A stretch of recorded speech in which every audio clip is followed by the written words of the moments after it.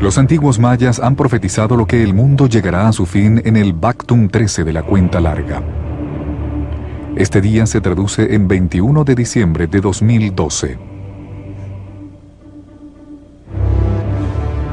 Los mayas no eligieron de forma arbitraria esta fecha para el día del juicio final. Más bien, ellos probablemente e intencionalmente lo calcularon usando sus avanzados conocimientos de astronomía.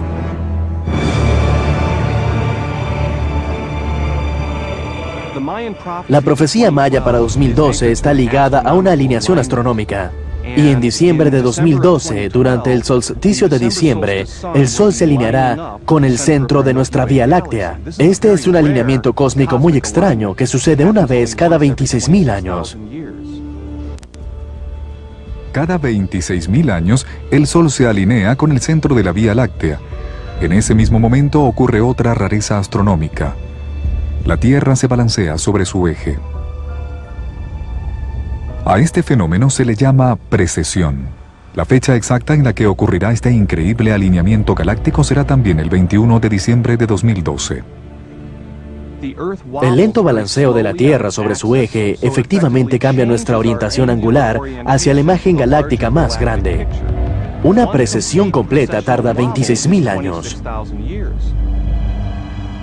¿Cómo los mayas pudieron predecir eventos cósmicos 26.000 años en el futuro? Sigue siendo desconocido a pesar del trabajo continuo de los expertos. Lo que se sabe es que, por alguna razón, los mayas otorgaban un gran significado al ciclo precesional. El ciclo precesional era una medida astronómica que era tan lenta que ellos podían verlo como un marco referencial fundamental en el que podían conectar su historia y saber dónde estaban en el contexto del tiempo.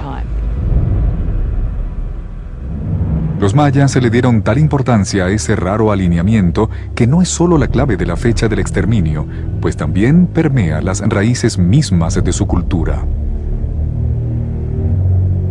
En términos de lo que significa esta alineación cósmica, tenemos que llegar al fondo de los documentos de la mitología de la creación maya. Me refiero al Popol Vuh o al mito de la creación de los héroes gemelos.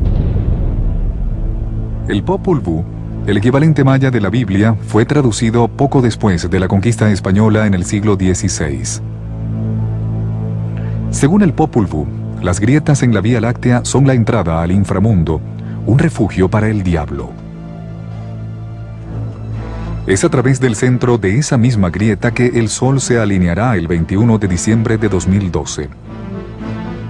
Los textos sagrados dicen cómo los señores del inframundo, quienes moran en la grieta, retaron a la mítica figura maya conocida como el primer padre a un juego de pelota. Él aceptó el reto y entró en la grieta. Pero el retorcido Lord se retractó y en su lugar decidió decapitar al primer padre. Sus hijos, los héroes gemelos, vengaron la muerte de su padre al derrotar a las fuerzas oscuras en un épico juego de pelota y resucitaron al primer padre. ¿Hay algún vínculo entre esta leyenda maya y la profecía de 2012? En los libros sagrados, el nombre del primer padre, Hun-Unapu, equivale al término del calendario maya Unoahu, que significa primer sol. El primer sol del nuevo año es el del solsticio de invierno que ocurre el 21 de diciembre. ¿Podría la historia de los héroes gemelos en el Popol Vuh ser una evidencia para descifrar la profecía del día del juicio final? Creyentes en la profecía apuntan hacia otro vínculo convincente entre el alineamiento galáctico en 2012 y la cultura maya. En la antigua corte de Chichén Itzá, la más grande de su tipo en Mesoamérica, los mayas jugaban el mismo juego que los héroes gemelos jugaron contra los señores del inframundo, tal como lo decía el Popol Vuh. Un híbrido entre baloncesto y fútbol.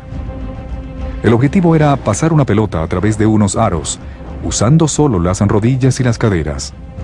El primer equipo en anotar gana. Un panel esculpido en la pared ilustraba la decapitación de un jugador en la corte central. Muchos creían que ese era el destino de los perdedores, pero una interpretación más actualizada sugiere que puede haber sido el capitán del equipo ganador el sacrificado como una ofrenda digna a los dioses.